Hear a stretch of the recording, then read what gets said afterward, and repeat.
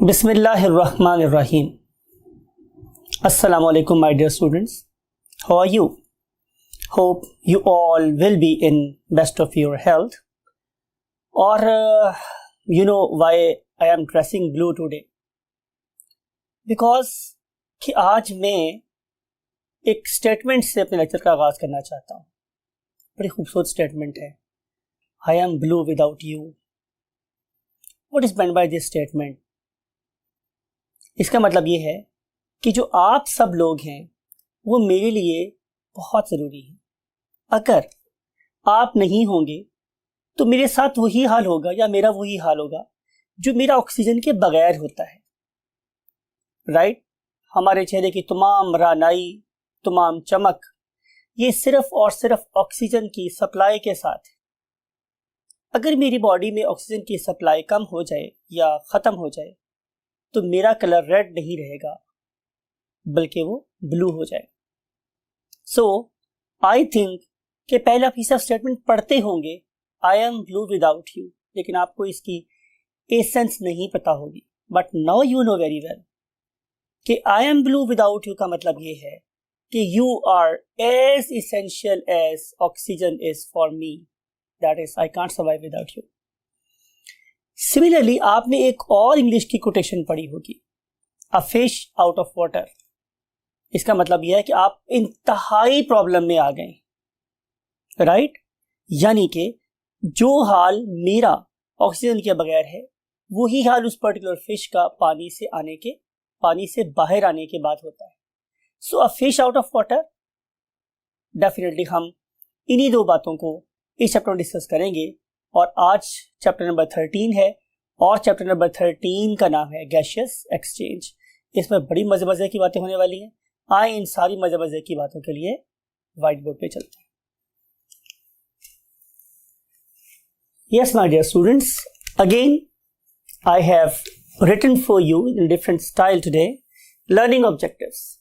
First of all, what is the need of gaseous exchange?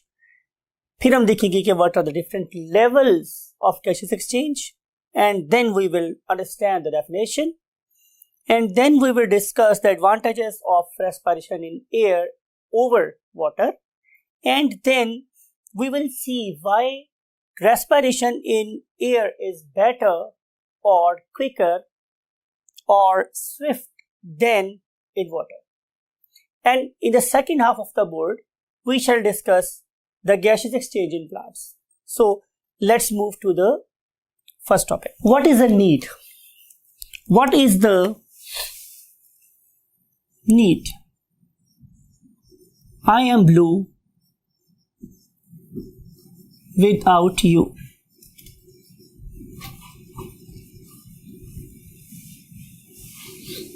Right? यही हम topic का आगाज कर रहे हैं कि आखिर इसकी जरूरत क्या है. तो you know very well my dear students कि हमारे पास दो किस्म के ऑर्गेनिजम्स हो सकते हैं. जनरली बात कर रहे हैं, one of them are plants and other one are animals. मैं इन दोनों की बात कर रहा हूँ. ये दोनों के दोनों बहुत ज्यादा एक्टिविटीज कर रहे हैं. फॉर एग्जाम्पल, जो प्लांट्स हैं वो जमीन की अथाह गहराइयों से पानी को लीव्स की बुलंदियों तक पहुंचा देते हैं. अगर मैं आप लोगों से ये बात कहूं कि आप 2-3 बकेट्स पानी ग्राउंड फ्लोर से थर्ड फ्लोर पे लेके जाएं और वो भी दिन में कोई शायद 2-3 दफा ही, तो डेफिनेटली आप बहुत जल्दी एग्जॉस्ट हो जाएंगे. ये वाला काम प्लांट्स पूरा शब रोज करते रहते, डे टाइम पे भी, रात के टाइम पे भी. तो it is a huge activity. Simple सी बात नहीं है कि आपने जमीन की गहराइयों से पानी को उठाना है और उसे कहां पहुंचा देना है, लीव्स तक. तो it demands lot more energy.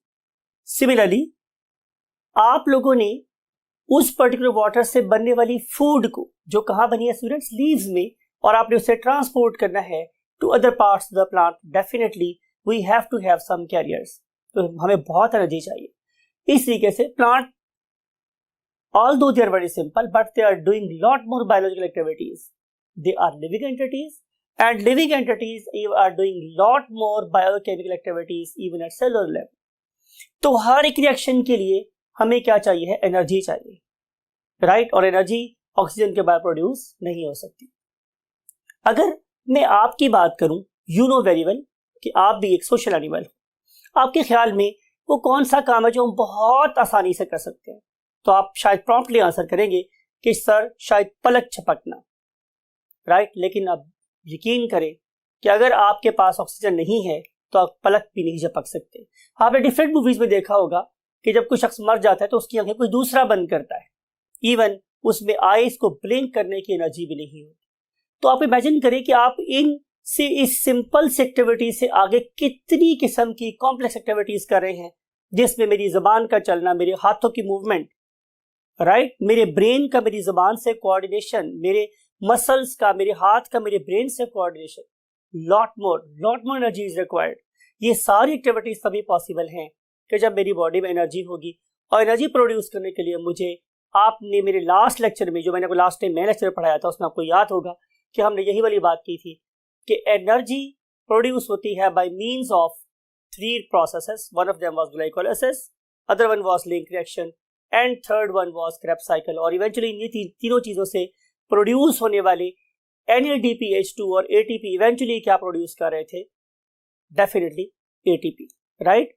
तो जरूरत है हमें अपनी एक्टिविटीज को रेगुलेट करने के लिए किस चीज की? एनर्जी की। और एनर्जी कभी नहीं आ सकती विदाउट व्हाट? ऑक्सीजन। तो इसलिए ऑक्सीजन का मेरी इस बॉडी में पहुंचना बहुत ज्यादा जरूरी है। आइए हम आगे चलते हैं। अब इन सारी की सारी एक्टिविटीज के लिए हमने क्या बोला था कि एक्टिविटीज के लिए मुझे क्या चाहिए है? एनर्जी। तो इसी चीज को बेस बना के हम लोग क्या बना रहे हैं? डेफिनेशन बना रहे हैं, ठीक है। डेफिनेशन क्या है मेरे पास कि हमारे पास गैसियस एक्सचेंज एक ऐसा प्रोसेस है जिसमें जो हमारी बॉडी है इट एब्जॉर्ब ऑक्सीजन, ठीक है, gives off CO2 and harvest energy from food molecules या सिंपल फ्रॉम फूड।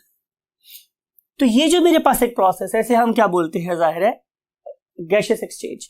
अब जो गैसियस एक्सचेंज है स्टूडेंट्स, वो 2 डिफरेंट लेवल पे चल रहे हैं। हम अब यहां पर पहुंच गए लेवल्स पे, राइट। तो अगर मैं लेवल की बात करूं तो मेरे पास रेस्पिरेशन 2 डिफरेंट लेवल्स पे हो सकती है। Number 1, eight ऑर्गेनिज्मल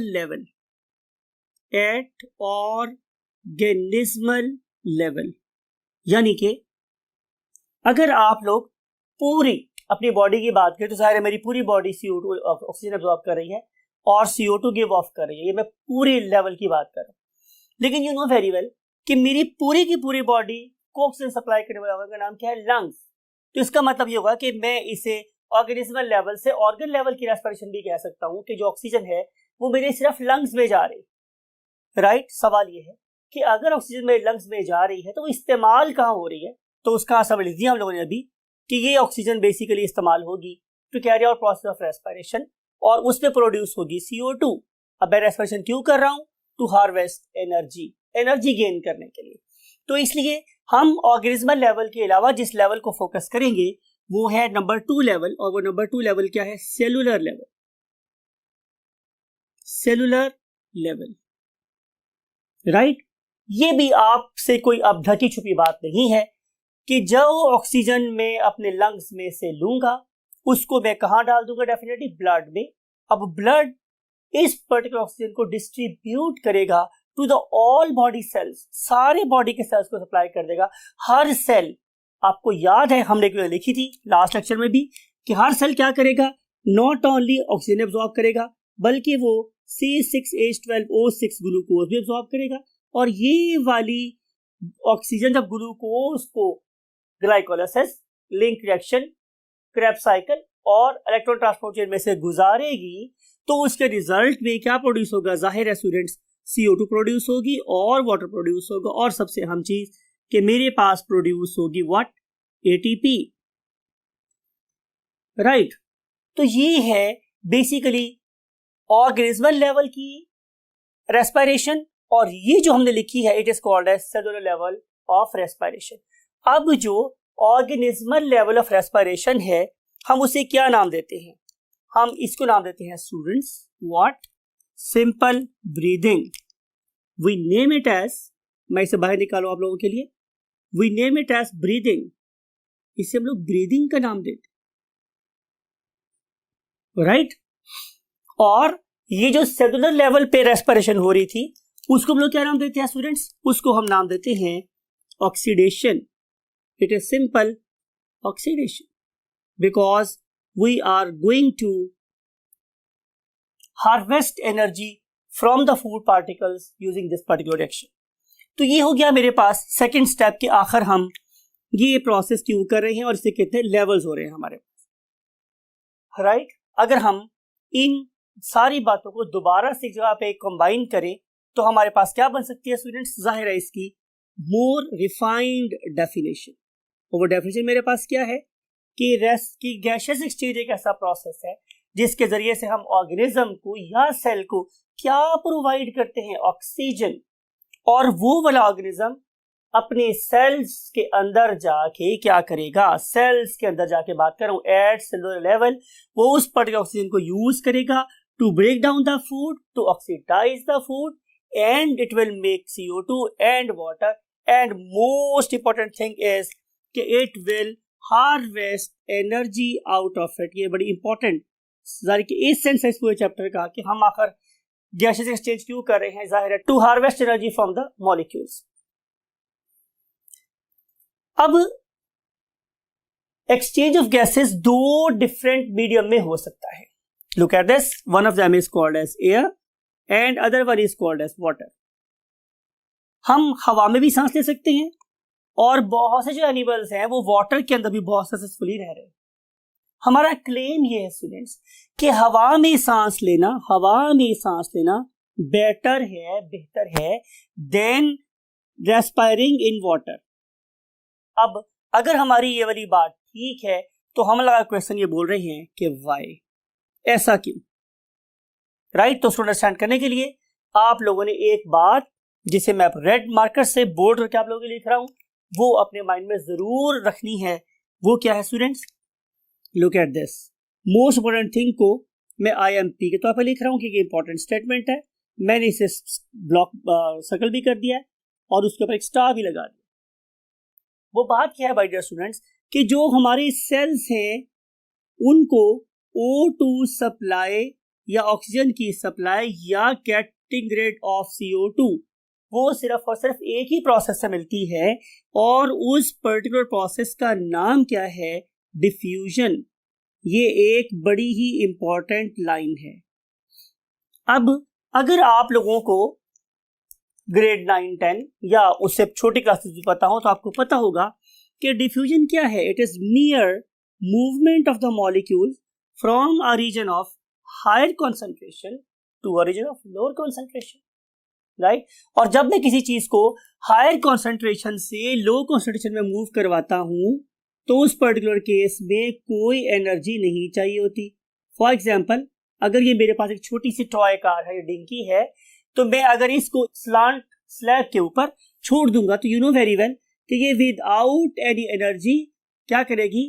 down the gradient move कर जाएगी from a higher altitude towards the lower altitude, यानी कि ये बुलंदी से पस्ती की तरफ मूव करेगी without expenditure of any sort of fuel और एनर्जी। तो यही बात क्या है डिफ्यूजन में कि चीजें हमेशा हायर कॉन्सेंट्रेशन से लोअर कॉन्सेंट्रेशन की तरफ मूव करती है। इस वाले केस में सबसे अहम बात यह है माय डियर स्टूडेंट्स कि नो यूज ऑफ ATP। इस वाले केस में ATP इस्तेमाल नहीं होती, राइट? तो फिर इसका मतलब क्या होगा मेरे पास कि अब जिस मीडियम में डिफ्यूजन का रेट ज्यादा होगा वहां रेट ऑफ रेस्पिरेशन ज्यादा होगी और जहां डिफ्यूजन का रेट स्लो होगा जाहिर है वहां पे रेट ऑफ रेस्पिरेशन स्लो होगी और कॉन्सिक्वेंटली डिफिकल्ट भी होगी। तो इन सारी बातों को अंडरस्टैंड करने के लिए हमने ये एक ग्राफ आपके सामने रखा हुआ है। नंबर वन थिंग इज, सबसे पहली बात स्टूडेंट मेरे पास ये है कि अगर मैं बात करूं पहले पॉइंट, तो पहला पॉइंट क्या है? कंटेंट। कितना कंटेंट है मेरी एयर में और मेरे कितने वाटर में। तो इसके लिए मैंने ये ग्राफ बना के रखा हुआ है students, you can C over here कि यहाँ पे हम लोगों ने कंपेयर करना है दो चीजों, नंबर 1 एयर को और नंबर 2 वाटर। डिफ्यूजन के लिए कॉन्सेंट्रेशन ग्रेडियंट होना जरूरी है। आप इमेजिन ये करें कि आप लोगों के पास 1 लीटर एयर है और आप लोगों के पास 1 लीटर ही वाटर है। मैंने कहा लिया स्टूडेंट्स 1 लीटर, ये भी 1 लीटर है और ये भी कितना लिया है मैंने 1 लीटर, राइट। अब 1 लीटर एयर में जो अमाउंट ऑफ ऑक्सीजन है वो कितनी है, इतनी, that is equivalent to 200 ml, इतनी है, राइट। और अगर आप लोग वाटर की बात करें तो वाटर में ये सिर्फ 10, just something like it. Now you can feel the difference, इतना ज्यादा डिफरेंस है, इतना ज्यादा ग्रेडियंट है between the concentration of oxygen और CO2 in air and water, right. अब इतना ज्यादा जो डिफरेंस है यही क्या करेगा, इस पर्टिकुलर मीडियम में एयर ऑक्सीजन की मूवमेंट को बहुत रैपिड कर देगा और यही स्कार्स मींस बहुत कम क्वांटिटी, स्कार्स का मतलब स्टूडेंट्स कम, ये बहुत ही कम क्वांटिटी किस चीज की, ऑक्सीजन की लिमिटाइज करेगी, लिमिट कर देगी मूवमेंट ऑफ ऑक्सीजन को in the water. I think you can understand कि हमारी एयर में मूवमेंट ऑफ ऑक्सीजन CO2 ज्यादा क्यों है, क्योंकि इसमें उनकी मिकदार ज्यादा है, और वाटर में कम क्यों है, क्योंकि उसमें मिकदार ही कम है। इस लीटर में कितनी आई, वाटर में एयर में कितनी थी 200 ml पर लीटर और वाटर में कितनी है जस्ट 10 ml पर लीटर, तो you can see the difference.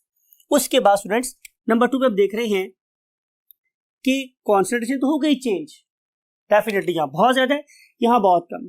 फिर फैक्टर नंबर 2 क्या है, rate. Number 2 is rate of diffusion, number 2 है। नंबर 1 मेरे पास क्या था students, concentration, concentration of gases definitely in air and in water, ये हमने देखा। और हम देख रहे हैं क्या, नंबर 2 रेट। एक वाटर के अंदर जो गैस डिफ्यूज हो सकती है उसका रेट बहुत स्लो है, it can diffuse only 1 millimetre per second. लेकिन अगर मैं एयर की बात करूं तो एयर में जो गैस है उसकी डिफ्यूजन का रेट 8000 टाइम्स ज्यादा है। इट इज इंपॉर्टेंट, ये बड़ी इंपॉर्टेंट फिगर है जो आप लोगों की बुक में लिखी भी है कि जो एयर की निस्बत, सॉरी वाटर की निस्बत जो एयर है उसमें डिफ्यूजन 8000x है। व्हेनेवर वी राइट x, आपने चैप्टर नंबर 4 में पढ़ा होगा कि x का मतलब होता है टाइम्स, तो 8000 टाइम एयर में गैसें तेजी से मूव कर सकती हैं एज कंपेयर टू वाटर। इसका मतलब ये होगा कि ऑक्सीजन की स्पीड अगर वाटर में 1 mm पर सेकेंड है तो एयर में 8 मीटर्स पर सेकेंड है। नाउ यू कैन सी कि how quick is the movement of gases in air as compare to water. अब हम देख रहे हैं अगला पॉइंट, वो है पॉइंट नंबर 3, राइट। डेंसिटी, जो मेरा वाटर है ये एज कंपेयर टू एयर कितना टाइम मोर डेंसर है, 8000 टाइम डेंसर है, राइट, 8000 टाइम्स डेंसर है, right. I think you know very well what is density, number of particles per unit area, कितने आ सकते हैं। तो जो मेरा वाटर है ये बहुत ज्यादा उसमें क्या है, नंबर ऑफ मॉलिक्यूल्स है एज कंपेयर टू एयर की। आप इसको यूं भी समझ सकते हो माय डियर स्टूडेंट्स कि अगर एक प्लेन रोड हो और उस पर आपने साइकिल चलानी हो या आपने दौड़ना हो तो आप उसको आसानी से चला सकते हैं, दौड़ सकते हैं। लेकिन अगर बरसात का मौसम और हमारे पाकिस्तान में, हमारे प्यारे पाकिस्तान में उन सड़कों के ऊपर क्या खड़ा हो, पानी खड़ा हो, तो जाहिर है आप लोगों को साइकिल बहुत भारी लगती है, आप लोगों को चलना भी बहुत मुश्किल लगता है। तो same is the case here कि इस वाले केस में जब वाटर 8000 टाइम ज्यादा क्या हो गया है स्टूडेंट्स, डेंसर हो गया है, तो डेफिनेटली उस पर्टिकुलर मीडियम में मूवमेंट क्या हो जाएगी, बहुत मुश्किल हुई। जैसे कि आप लोगों को चलना मुश्किल हो रहा था। इसकी मिसाल एक और भी, आप में से वो खातिन हज़रात जो स्विमिंग कर चुकी है, जिनको स्विमिंग का अंदाजा है, दे नो वेरी वेल कि स्विमिंग पूल से निकलने के बाद आपको दुनिया पे चलना बहुत लाइट फील हो रहा होता है, बिकॉज कि आप लोगों के muscles have exerted force against what, a denser medium. तो जो ही आप एयर में आते हैं, लाइटर मीडियम में आते हैं, तो आपको जमीन पे चलना बहुत आसान लग रहा होता है, राइट। आगे हम चलते हैं लास्ट पॉइंट की तरफ इस पर्टिकुलर टॉपिक की, और वो क्या है, विस्कोसिटी। विस्कोसिटी क्या होती है, गाढ़ापन। तो पॉइंट नंबर 4 है मेरे पास स्टूडेंट्स आप लोगों की बुक के मुताबिक, and point number 4 is viscosity. Viscosity क्या होती है माय डियर स्टूडेंट्स? विस्कोसिटी का मतलब होता है गाढ़ापन, राइट।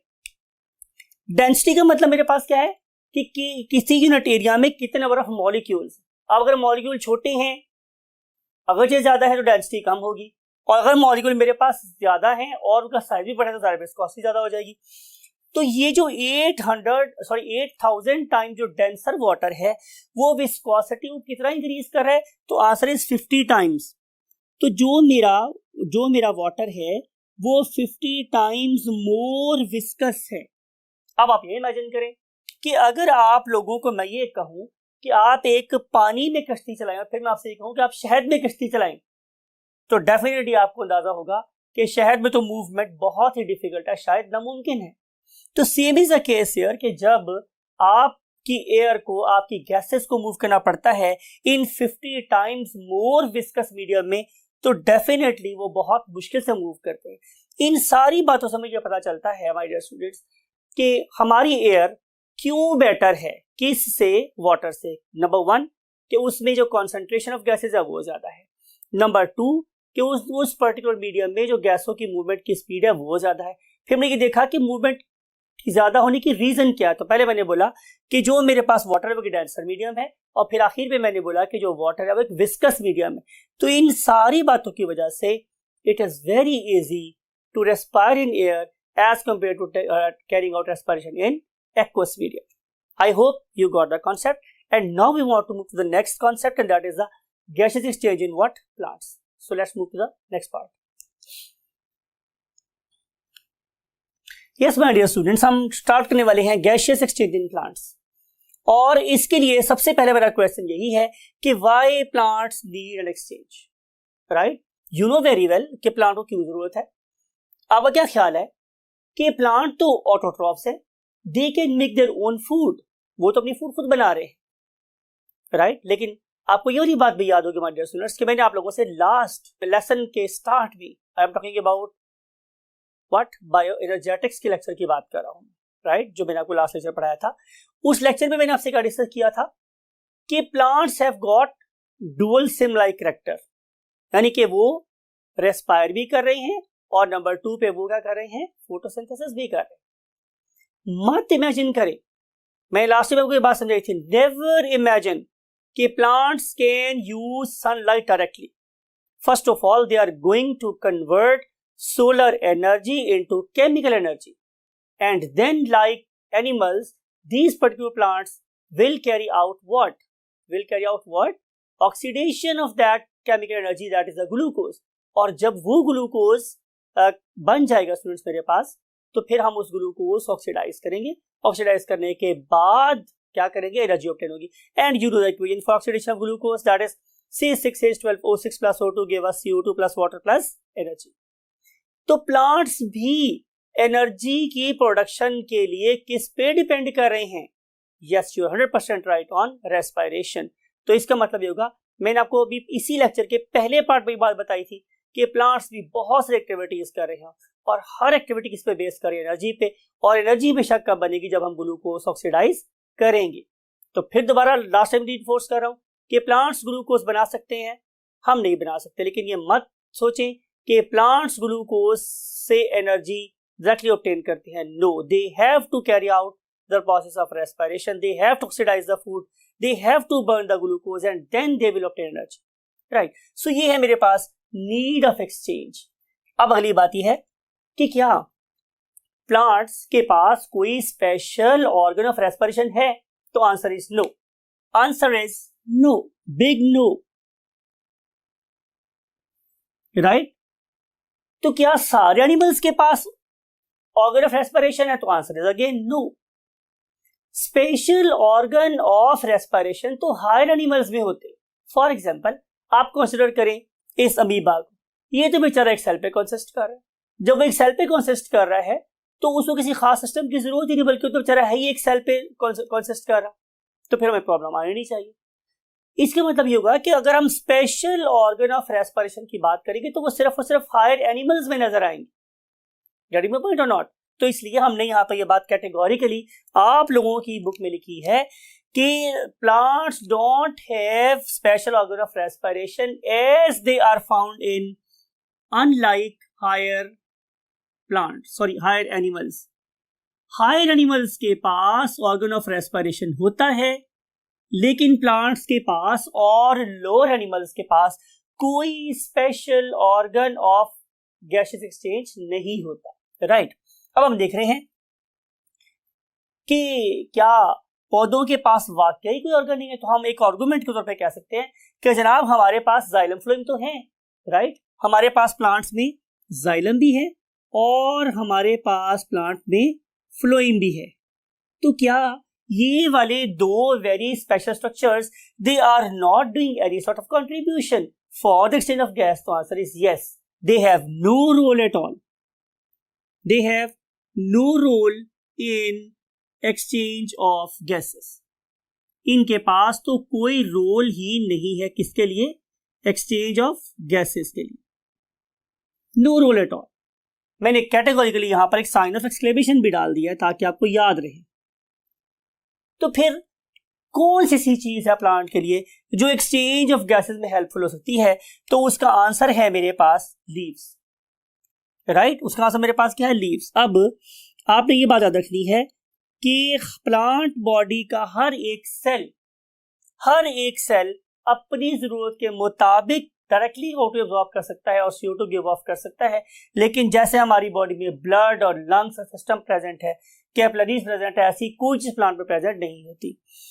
लेकिन लीव्स, बिल्कुल आपको याद होगा मैंने लास्ट टाइम भी आप लोगों के लिए एक डायग्राम बनाई थी कि सबसे ऊपर हमारे पास क्या होती है? क्यूटिकल, और उसके नीचे हमारे पास यहाँ पे क्या थे?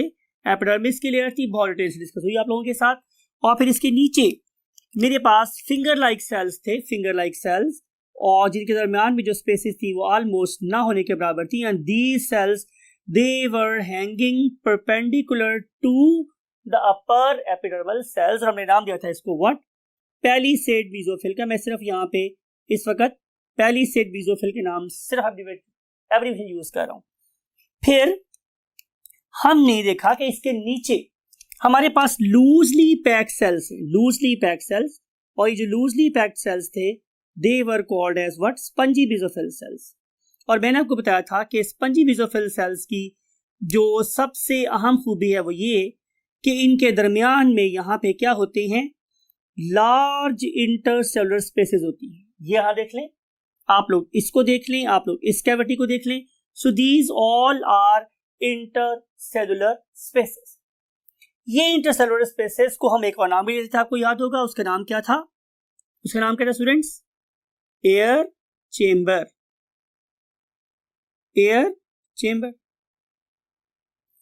राइट, ये बड़ी वाइटल जगह है किसके लिए? लीफ के लिए। फिर आपको ये वाली बात भी याद होगी कि हमने यहां पर यह बात की थी कि इस पर्टिकुलर प्लांट की लोअर एपिडर्मिस में कुछ स्पेशलाइज्ड किस्म के बीन शेप सेल्स थे। Yes, very well done my dear students. उनका नाम मेरे पास क्या था? Guard cells. और आपको याद होगा कि इन पर्टिकुलर गार्ड सेल्स के अंदर क्या प्रेजेंट थे? होल्स। और आपको याद है कि मैंने लास्ट लेक्चर में भी उन होल्स को ब्लैक कर दिया था, और ये जो होल थे इनका नाम क्या था मेरे पास? Yes, well done, stomata. ये स्टोमेटा थे। अब जो स्टोमेटा हैं ये कहां प्रेजेंट होते हैं? बिल्कुल, आपने एक बात तो 100% ठीक बात कर दिया कि on the lower surface of the leaves, on the lower surface of the leaves. Right, very good, well done. Any other guess? आप में से कोई और आप बताएं। यस, परफेक्ट, आपने बिल्कुल ठीक बात। अगर आप लोग क्या देखें, कोई यंग स्टेम देखें तो आप लोगों को यंग स्टेम की सरफेस पे भी क्या मिल सकते हैं? वेरी राइटली सेड, स्टोमेटा मिल सकते हैं।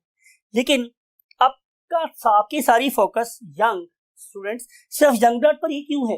Why you not considering about an old organism? तो इस ओल्ड ऑर्गेनिज्म के बारे में क्या है, बिल्कुल आपने याद रखना है ये वाली बात कि ये जो मेरे पास एक ओल्ड प्लांट है उसके स्टेम पे स्टोमेटा नहीं होते, ओल्ड प्लांट के स्टेम पे स्टोमेटा नहीं होते। तो फिर ओल्ड प्लांट में अल्लाह रब्बुल इज्जत ने स्टोमेटा की जगह पे क्या रख दिया, तो आंसर इज कॉर्क टिश्यू। क्या रख दिया स्टूडेंट्स, कॉर्क टिश्यू रख दिया। और इस कॉर्क टिश्यू के अंदर लुक एट दिस इमेज, इस इमेज आपको नजर आ रहा है कि ये कॉर्क टिश्यू है। तो कॉर्क टिश्यू के अंदर क्या प्रेजेंट होते हैं, लेंटिसेल्स, और ये पर्टिकुलर लेंटिसेल्स क्या करते हैं, ऑक्सीजन सप्लाई और CO2 से निजात देते हैं ओल्ड प्लांट को, राइट। तो स्टोमेटा और उसके सब्स्टिट्यूट की हम लोगों ने यहाँ पे बात कर ली कि ये वो जगह हैं जहां से प्लांट्स अपनी ऑक्सीजन ले सकते हैं और CO2 को गिव ऑफ कर सकते हैं, राइट। अब देखना मैंने ये है स्टूडेंट्स कि अगर हम किसी ऑक्सीजन को या CO2 को मूव करते हैं तो उसका मेरे पास रूट क्या होगा, रास्ता क्या होगा। तो उसके लिए हम छोटी सी एक स्कीम बना लेते हैं। यू नो वेरी वेल कि सबसे पहले ये मेरे पास एयर है, एयर में से CO2 या oxygen it will go through the stomata, ये स्टोमेटा में से गुजरेगी और स्टोमेटा से गुजरने के बाद it will lead to the air chambers, ये एयर चेंबर्स में चली जाएगी और एयर चेंबर्स में मैंने आपको बोला क्या नजर आएंगे हमें, ये वाले सेल्स। लास्ट लेक्चर में बहुत डिटेल्स में पढ़ा था, लास्ट लेसन में, दैट वाज बायोएनर्जेटिक्स, उसमें कि यहाँ पे क्या है, बेसिकली लार्ज वैक्यूल्स हैं और उनके साइडों पे साइटोप्लाज्म है। किसकी बात हो रही है, मेसोफिल सेल्स की। तो एयर चेंबर में से एयर विल गो ऑन, मैंने वर्ड यूज किया है on, right, on the surface of walls of mesophyll cells. तो मैंने यहाँ पे लिखा है, लिख रहा हूं मैं, surface of the cell walls of mesophyll cells. तो ये मेसोफिल सेल की सेल वॉल की सरफेस के ऊपर पहुंच जाएगी। अब हमने आपको मूव करवाना है इस पर्टिकुलर स्टार से इस स्टार पे। अब यहां पे आएगा रोल ऑफ वाटर, जो बड़ी ही इंपॉर्टेंट बात है। लुक, मैं आप लोगों के लिए यहां पे एक डायग्राम ड्रॉ कर रहा हूं। लुक एट दिस कि ये मेरे पास एक plant cell, it may be a palisade mesophyll cell, और यू नो इसके सेंटर में क्या था, बहुत ही बड़ा सा वैक्यूल। ये जो ड्रॉ की है मैंने black, if it is a cell membrane तो यू नो कि it is a semi permeable.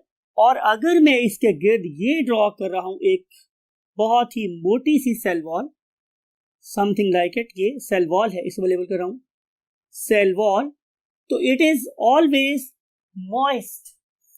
My dear students, मैंने एक वर्ड यूज किया है मॉइस्ट। मॉइस्ट का मतलब है कि there is a very fine thin film of water, it is not flooded with water. ये तो इसके ऊपर एक बहुत ही फाइन सी फिल्म है, किस चीज की, वाटर की। अ फाइन फिल्म, फिल्म का मतलब स्टूडेंट्स तह, एक दबी सी पतली सी तह, a fine film of water.